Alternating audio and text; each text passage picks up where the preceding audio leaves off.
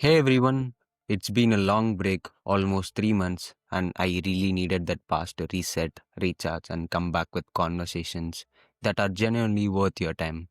And today's episode is exactly that.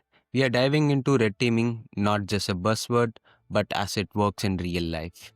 The Recon mind test, internal pen test, active directory attacks, evasions, learning paths, and whatnot. Our guest is someone who is exactly into that, Guillaume Daumas, Red Team Technical Lead at Advens. His journey from playing games in high school to leading Red Team mission is full of practical lessons, mistakes that helped him grow, and methods he uses today. If you are someone trying to get into red teaming, grow in offensive security, or just learn how attacks work in real world, this episode will be extremely useful. This is Abhishek and you are listening to the Abhisek Cast. Welcome to the podcast. Hey, thank you for the invite. All right. So, Kim, let's rewind a bit and go to your early stages of cybersecurity career. So, why did you want to choose cybersecurity? What was your early days of interest that made you to come into cybersecurity? Whoa, it's a great and really a large question. Why I have started in cybersecurity? Basically, when I was in high school, so in France, I have spent plenty of time on my computer, generally for video games. And after the high school, when I come to a university, I have made a choice to go in computer sciences. But at the beginning, it was very large. There was software development, a little bit of security, and lots of other things regarding computer sciences. When I was studied in this path, I have started to have maybe I was more confident with security. It's something that interests me more larger than in computer sciences. It's something I love, and so I have started to work in this field, and I have choose to focus my mind on cybersecurity, and I have pushed my studies on this path, and I have made a license, a master degree, and after that I have started to work in this field for my work. Okay, okay. That's a great start. If I had to ask you about, so you are into right now into red teaming and penetration testing part, right? So there Yes. are different set of activities that happen on cybersecurity, say blue teaming part, defensive side of cybersecurity, and not into specifically into red teaming, but there are different varieties of services that we provide, right? So why specifically red teaming and what motivates you to stay on red teaming side? The interesting point is that I have started with blue teaming at the beginning when I have started to work in the industry. I have started as a stock analyst, level one, the classic one, and I have spent maybe 1 or 2 years at this post. And when I have started to understand how the industry work and how what the application domain of the blue and red teaming, I have started to change. I decided, sorry, to change, and I have moved to red team. So why? Because in parallel, I was spending a lot of time on the Xbox and RootMe websites, and I was more interested by the offensive point of view because maybe it's more challenging, and there is always this little boost of dopamine when you flag a challenge or when you get a command execution on the website. And this was the missing point on the blue team. There is never this dopamine boost and this feeling that force you to push forward and forward and always search for the next thing. Right. I absolutely accept with you because that the particular dopamine hit part, right? So it obviously makes very sense. Like I usually think that learning cyber security the right way is like when you're learning offensive security, only when if you see an privilege escalation vulnerability or an remote code execution happening, you just get an dopamine hit, right? So that really hits hard, and I have experienced that. I think that was a very great answer. Yes, totally. Yeah. So, since you are right now into cybersecurity, was there any other roles did you try working on during your college days or in your school days, like doing development and stuff, like any additional research products. So, was there any other field did you work on before cybersecurity? Before cybersecurity, I have not worked in other fields because I'm a really young worker. During my studies at the university, I have made how to say it, a general license in computer sciences. Sorry, and I have spent lots of time in software development during my studies, mainly with the C and Java languages. And after this, I have quickly moved to cybersecurity for my master degree. And after that, I have always worked in cybersecurity. And when I'm working on development or something like that, it's generally just to develop a tool for a particular attack or a particular needed during a mission, during a pentest. But to be honest, it's really rare that I develop something concept. I'm not a really good developer, and when I develop something, there is a lot of chance that it work on a particular context, but after that, it will just bug. Okay. Right. That's really a good experience to have, like before working on networking and software development. So, when you did software development and network engineering, right? So you would have obviously come across different set of technologies, different set of languages. Obviously, you are into C and Java related programming, right? So there is also this particular field into binary exploitation, reverse engineering. Did you ever had a chance to explore those domains? Do you have any experience on that? I would like to hear your perspective on those domains. Just to be sure about the question, I have been interested in how to say it, binary exploitation and so on. It was the question. Yeah, so the question was into the binary exploitation part. So Okay, yeah.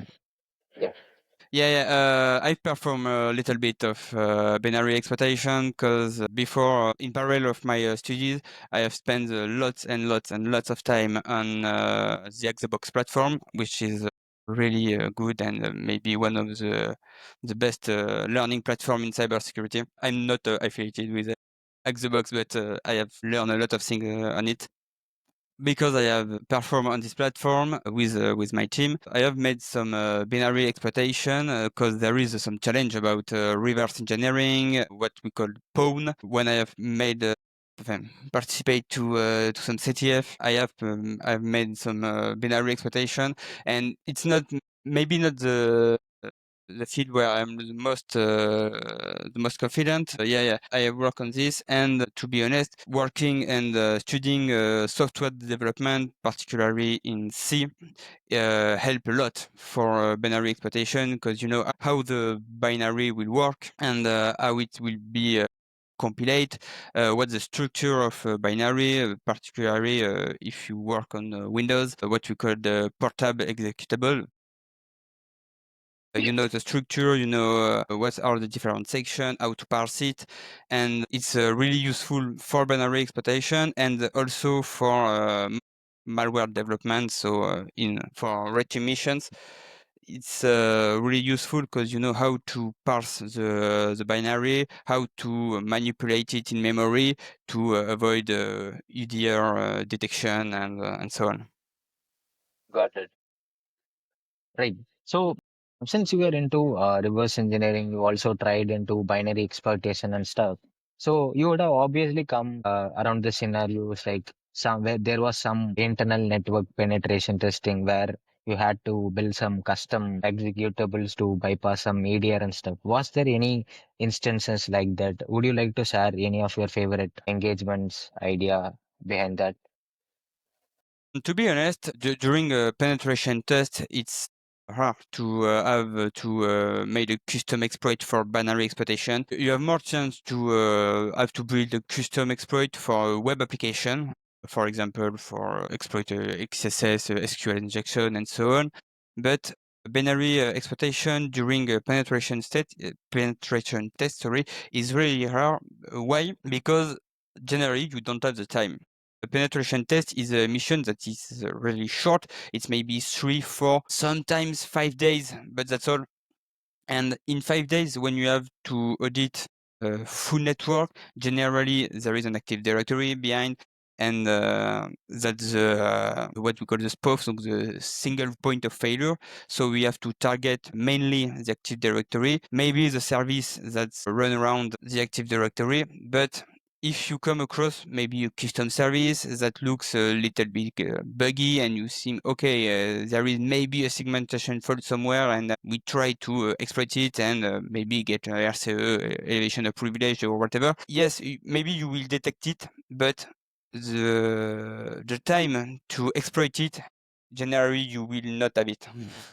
You will Okay. not have the time to develop the exploit during the mission. However, what happened? It's okay. You have identified an interesting service. You don't have the time to exploit it during the mission because it's too short. But if it's a service that you can find on GitHub, or maybe it's a free service, or it's a cheap service, you can download it after the mission or buy it, and try to attack it after the mission. It is not really useful for the mission because the mission is over, but you will try to exploit it. And if you have to come across again during another mission, you can try to exploit it, and maybe you will have some chance. However, to be honest, I don't remember that I have find something exploitable like this. I'm not sure. I'm trying to remember, but I'm not sure. Only things that I remember, it's not me, but a colleague at my work who have found a vulnerable service on it.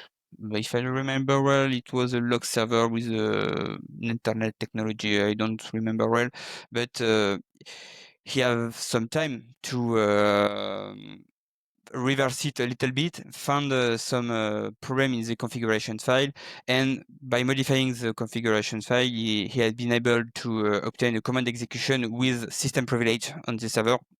It was pretty interesting because if I don't say a mistake, in the mission, he have struggled a lot to obtain high privileged user account, so administrator's account. He was just able to obtain a user account, but after exploiting this log service, he has been able to obtain system privilege on the server.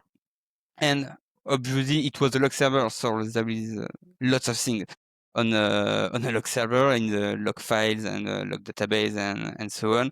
So in this file, he has been able to retrieve some sensitive credential, pivot on other server, access this server, access other application, gaining privilege, and at the end, he has obtained a domain administrator privilege on the Active Directory. And yes, in this case, a little bit of custom exploitation and configuration file modification has been useful, but to be honest, it's rare.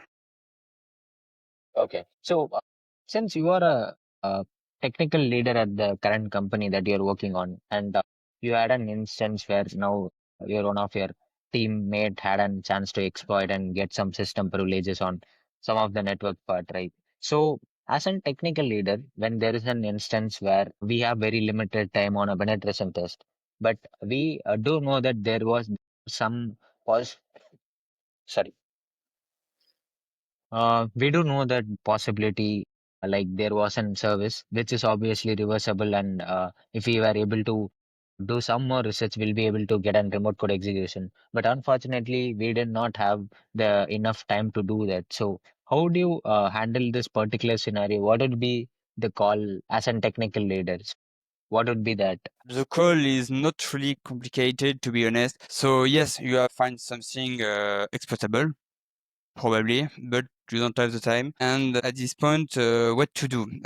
Two possibility, or maybe more than two. But yeah, first possibility, you find somewhere in the company that is maybe better than you in binary exploitation, and this person will have the time to exploit the binary during this kind of mission. If there is no legal restriction on the person that participate to the mission, it's totally possible to send the binary or the service to someone else in the company. It's because it's really competent in this field, and send the binary to the person, and maybe it will have the time to reverse it and find the vulnerability and craft the POC. So it's the first possibility. Second possibility, you attempt to exploit it by yourself, but maybe you will not have the final goal, command execution, command or elevation of privilege, but at least you will learn something. And maybe you will find something else really interesting. I don't know, maybe a credential link. You will be able to dump the memory process or process memory, sorry, or something like that, and you will find sensitive information inside the dump. That's another possibility, and it's a really interesting possibility, particularly in red team.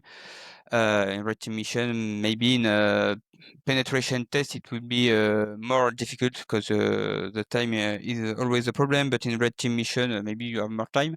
And third possibility, you don't have the time, you don't have the competence to exploit it. You let the service or the binary, the process behind, and you move to the next thing. It's not when you struggle on a process or a service or an exploitation in general, not necessarily a binary exploitation, but any kind of exploitation. If you don't find uh, the way to exploit it and obtain something interesting from an attacker point of view, it's not a problem, and you don't have to struggle on this point and being like, oh no, my god, I don't know how to exploit it, I don't know what to do, this mission is totally stuck. No, it's not a problem. Like we say it, attackers think in graph. So yes, this path maybe is blocked. Okay, you don't have the sufficient level. Maybe there is no vulnerability. Okay, there is an interesting behavior, but interesting behavior do not necessarily mean there is an exploitation path after. You are struggling on this, but just move forward, test another thing. If you are in an internal network, generally there is a lot of services and network activity on the network. Do not stuck on the service and just exploit another one, or find other credentials or other privileges, maybe in a SQL database or whatever. And just at the end, for the final report for the customer, you can just write something about the services, just saying, okay, we have found this interesting behavior, but we have not been able to exploit it. Just make a remark about this. Maybe in the vulnerability, if you have found something interesting but not sufficient for the mission. And if you have the time after this, you can take some personal time or ask for RED time to your employer, and maybe continue the research on your personal time. And as I have said previously, maybe you will find this service on another mission, another team, and it will be really useful to have spend some time on this for the next time. Got it. That's really great answer. You gave me a lot of perspective on how can we handle this particular situation in different ways. That's really good. And when we take penetration testing or an red team engagement or whatever it is on cybersecurity, we initially focus on reconnaissance part to gather how much information that is possible. We would try to gather it, right? So we start from reconnaissance, then go for initial access, then go on finding out what are the services available, and then try to exploit them, then establish a mechanism to the persistence part, right? So if there is like an engagement that is given for like 5 days and the scope is really huge, say we have more IPs in hand. So what is the particular phase that you would spend more time on? How would you be allocating time. So if a new penetration tester who is trying to handle this engagement, so what would your recommendation would be? There is two possibility of scenario.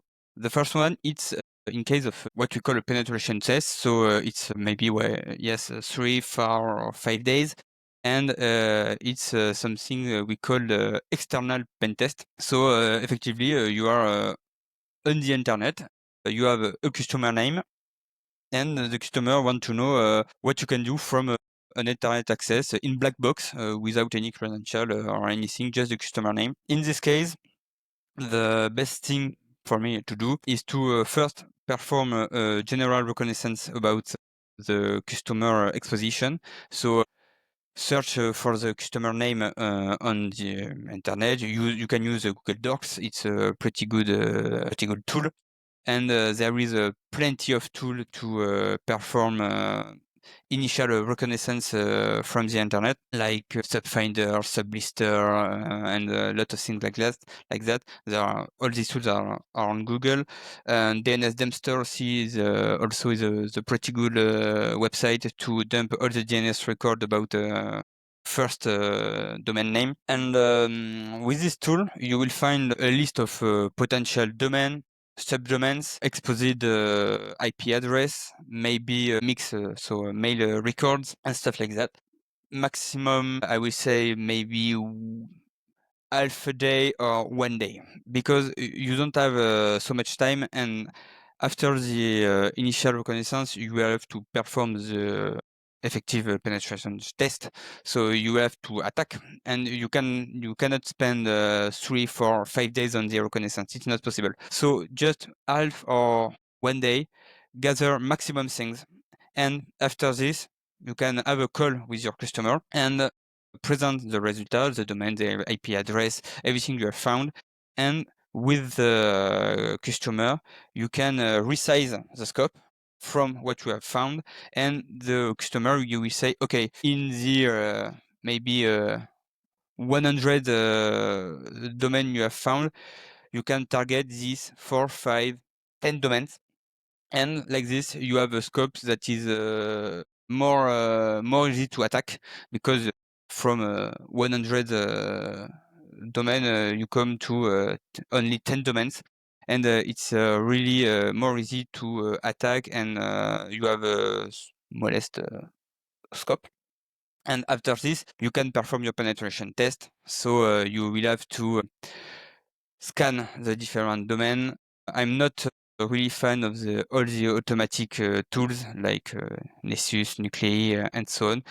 There are great tools to make a general scan, but if there is a more tricky vulnerability and so on, this tool will probably not find it. So you can use a tool just to gather a maximum of things about the application, but you don't have to use only this tool, because you will probably miss a lot of things. And so you have now you have I will say a realistic scope for 4 or 5 days. You have realized a first scan with an automatic tools, and after this you can move to the manual attack. Check the different websites, the different domains, the different IP address. You are on external pen test, so you don't have to focus only on the web application. Maybe there is some SSH, SNMP, SMTP services that are exposed. Sometimes this service are not known by the customer, so maybe there is absolutely no hardening on the services, and you will have more chance to have a successful attack on these services than the websites which are really known by the customer. And yes, the customer, there is a primary receipt, an administration, subnet, and so on, but you don't necessarily know the SSH is exposed on internet with root as credentials. So this is my point of view for the penetration test. So to resume it, quickly search on the internet for exposed domain, subdomain, IP address, and so on. Resize the scope with the customer. maybe perform a quick scan with an automatic tool, and then manually pen test the different application. Do not only focus on the web application. You can scan other services. Essentially focus on I will say major and critical vulnerability. Why? Because you have a scope that's a little bit large. Maybe there is 10 or I don't know, 20, 50, 30 or 50 domains, and you don't have the time to test all the possible vulnerabilities, minor, important, and a lot of things about web application. You don't have the time, so you have to focus on the critical and major vulnerabilities. The vulnerabilities that could have a real impact for the customer. And yes, if you find an XSS vulnerability and you can pop an alert one, okay, that's cool. That's an alert one. It's not really useful. If you see that the cookies are not protected, okay, an alert one can be cool, but in other time, just a single reflected XSS without any implication, it's not the most useful things. So yes, just focus on the main vulnerabilities. And when I have started to answer, I've said there is two possibilities. The first one is what I just explained in case of penetration test, but in case of red team mission, it's a little bit different because you have lots of time. Generally, red team mission is set on I don't know 1, 2, or 3 months. It's not 3 months full time. Generally, you will have other mission in parallel, but it's maybe 1, 2, or 3 days per week. And in this case, you have lots of time to perform your enumeration, and generally, you will not call the customer to resize the scope and say, "Hey, I found plenty of interesting things." The customer will say, "Okay, I will just patch everything." In case, because you have more time, my main advice will be to say just focus on the enumeration, and during your initial enumeration on the exposed asset, do not stop your enumeration because you have found something that looks cool and just say, "Oh yes, I have found a vulnerable, I don't know, Apache server." Boom! I stop my enumeration and focus, and will focus on this server. No, it's not a good practice, because if you do this, you will miss lots of things about the exposed service of the customers, and that's not so cool things. First, perform a full and complete enumeration, all the exposed IP, all the service, everything. All the you can also check for the employee's name. Your customer probably have a LinkedIn page with employees on LinkedIn. You can use this LinkedIn to create a word list of employees. Use this word list to build a potential username and so on. That will be useful for, I don't know, if you find a VPN interfaces, or your customer as a authority. So yes, you will be able to perform maybe some little brute force on the tenant. So first, perform full enumeration. If during the enumeration you find interesting thing like vulnerable server, I don't know, vulnerable SSH service, and so on, write this in a file. Just put it in a file. Continue your enumeration, and when you are sure you have enumerated everything, I don't know if it's possible to enumerate totally everything, but quite everything. After this, you can move to your interesting findings and start to perform your attack, your brute force, your vulnerability exploitation, and so on. But yes, my main advice is do not stop your enumeration because you have found something interesting. Finish the enumeration and then move to the attack. Okay, okay. That's really a great answer to focus a lot of different things on the reconnaissance part and not just stop it after we find something interesting. And which I usually see a lot of people doing. Like once they get to see some product which they're really aware of, they used to get distracted from that part and they leave the whole enumeration side. And I think this is a very great answer. Yes, thank you. Okay.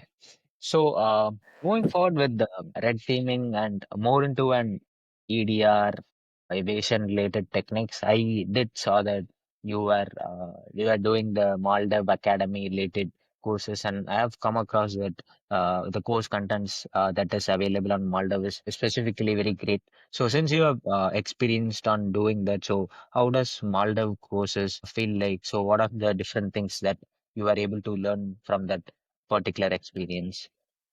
Maldev Academy was a really interesting course about defense and evasion and EDR evasion. So the point is that when you are on a red team, generally you are not directly plugged to the internal network of your customer.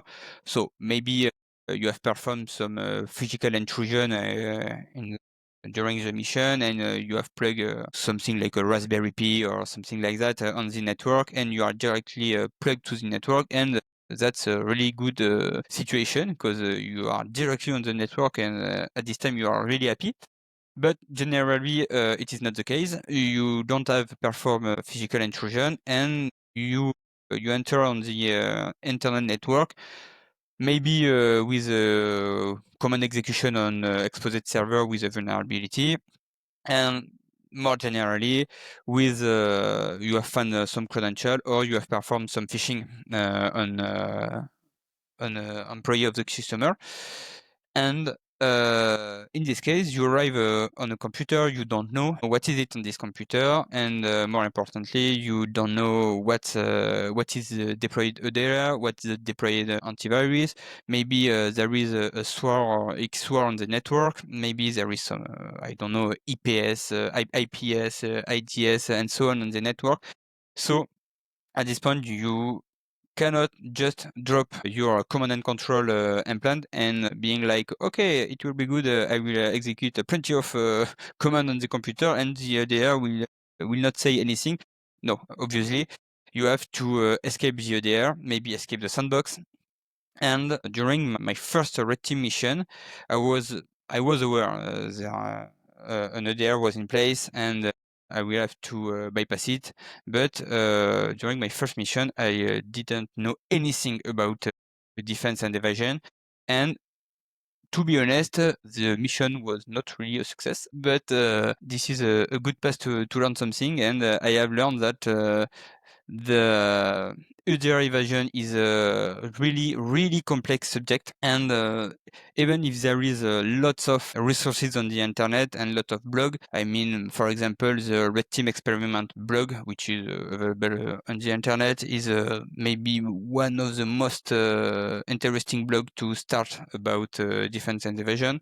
Okay, there is a lot of things on the internet, but because I have a new mission regularly, it was needed that I learn quickly and a lot of things really quickly about this subject. And at this point, I have buy the Maldev Academy course, and I think it was maybe one of the best choice I've done about buying a course, because there is it's I would say it's this course is really concentrate.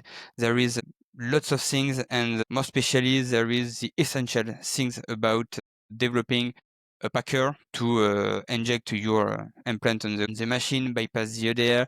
And there is a lot of things about the Windows internals, which is essential to bypass the solution. So yes, you can inject with the WinAPI, but if you use the standard WinAPI, obviously the ODR will catch you. So you have maybe to move to syscalls. Okay, there is direct or indirect syscalls. What is this? How they work, and how to use a different API, how to move in the memory, how to use assembly code in your C code or your C++.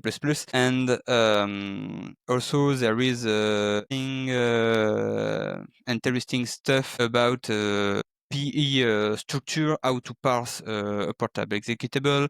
And there is lots of other things. Maybe the payload placement is not a really technical subject. It's not about injection and memory bypass and so on, memory manipulation. But yes, just where to place your payload on the disk.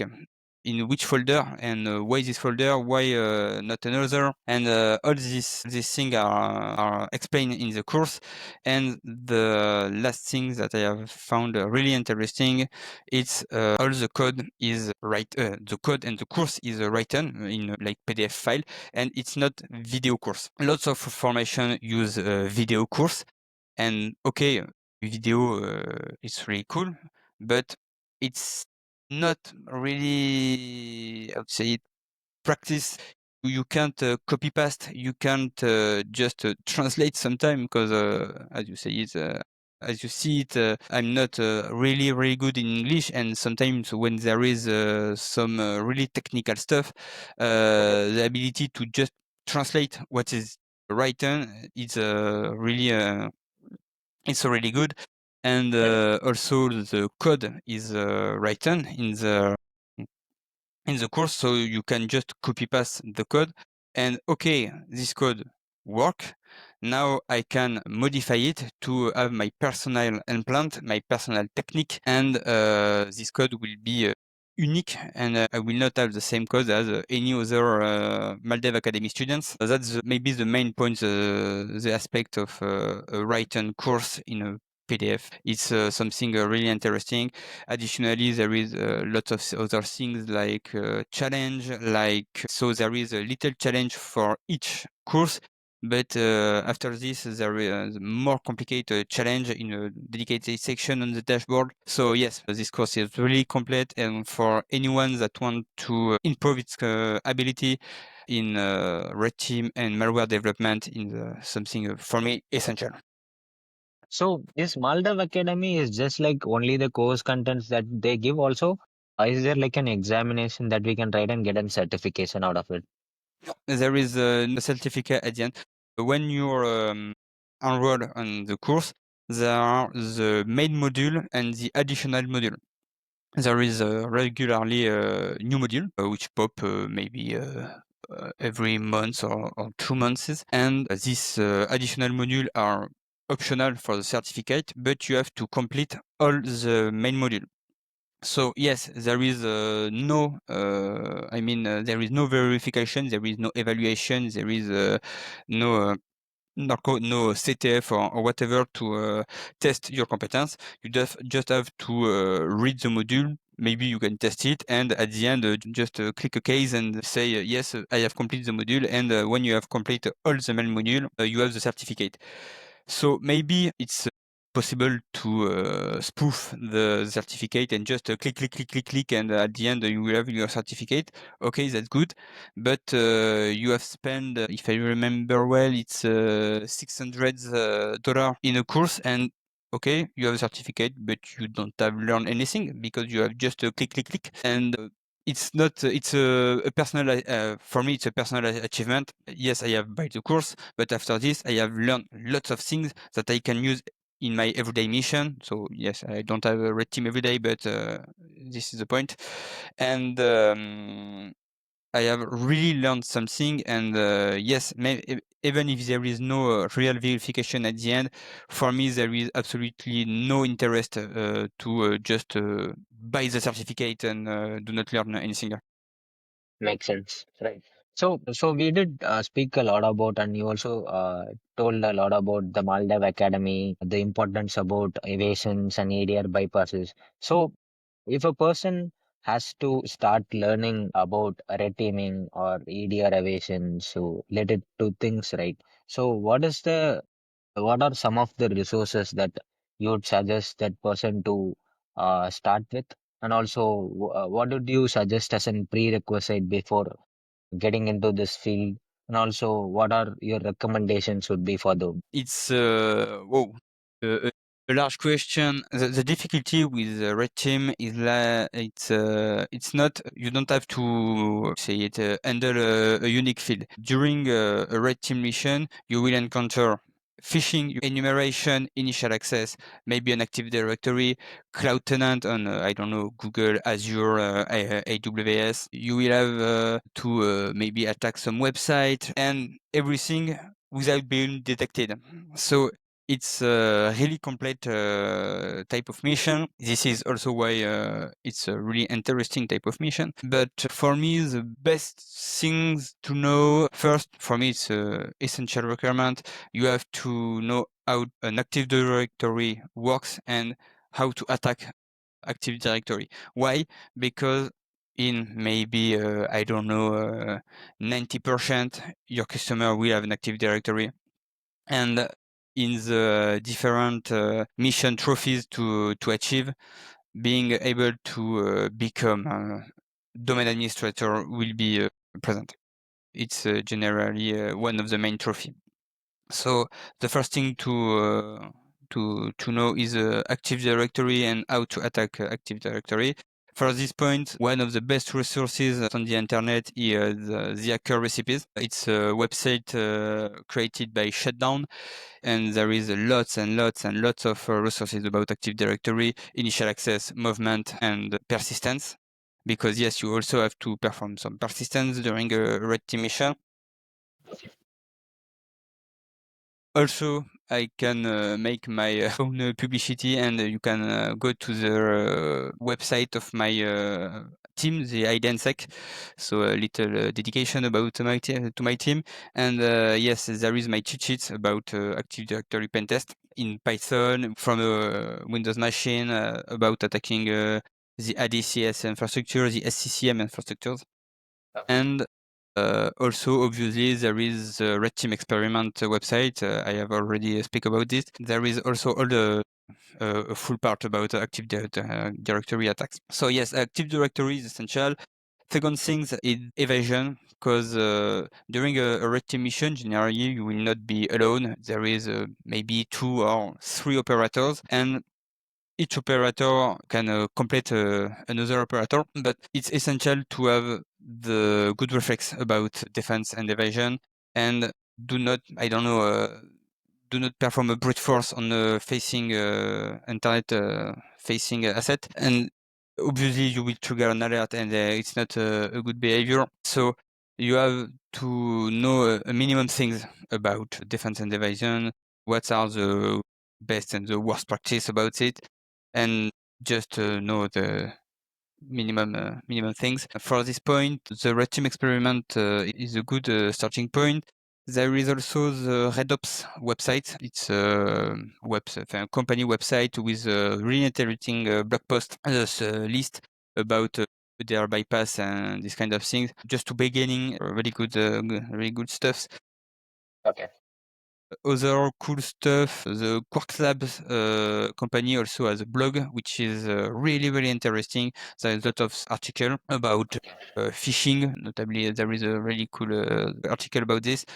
And obviously, the Synactive blog post. Synactive is also a French company, which is known worldwide. And their blog post is full of interesting article, really technical article about a lot of things, dumping credential, Azure attacks, and so on. Okay.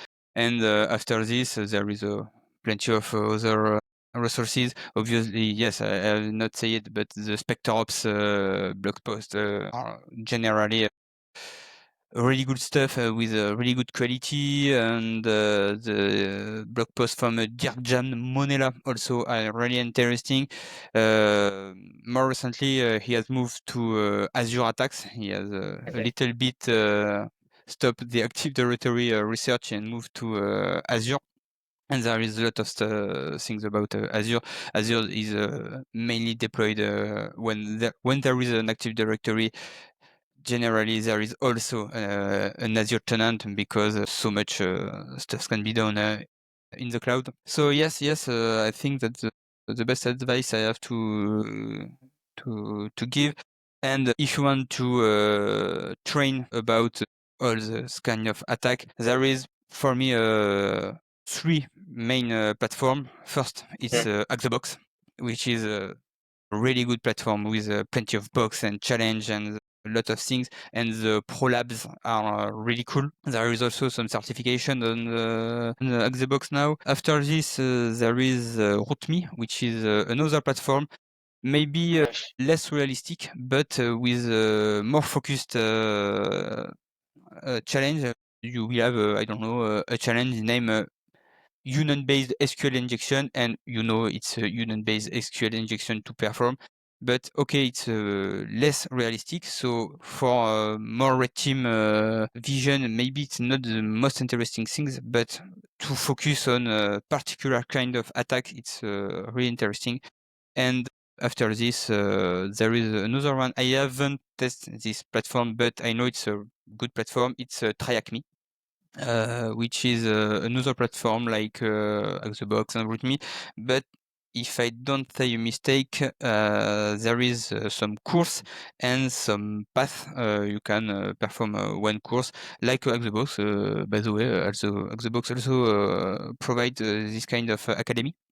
But Okay. on the Try Like Me, maybe it's more guided, so you will have you will learn more easily, but maybe it's less realistic and there is less this how to say it, this need of research. You will less have to research some stuff, and for a red team, maybe it's not the best thing because during a red team, you will have to search a lot. You will encounter new technology every time, and if you are if generally you are too guided during a red team, maybe it will be more hard. But yes, that's the main platform, and obviously there is some really good certification. We have talked about Maldev Academy. There are the certification of altered security like CRTP and CRTE. It's a really good certification about Active Directory and a lot of things to learn, and the course are really qualitative. So yes, I think that's the best resource I have to provide. Right, right. It's really a great answer, and also you gave a lot of different sources. I think that would definitely help a lot of people. And in interest of time, I think that's all the questions that I had for you, and it was really great talking with you. You had a lot of different answers, and your perspectives were good. You were able to give me a lot of different answers for the questions which I had. And thank you so much for joining. Thank you for the invitation. It was a really good time with you. Your questions are really good and really large, and I think that this question, and I hope the answer also will help people that maybe search their path in the cybersecurity field. So yes, thank you for the invitation. Yeah. Thank you so much.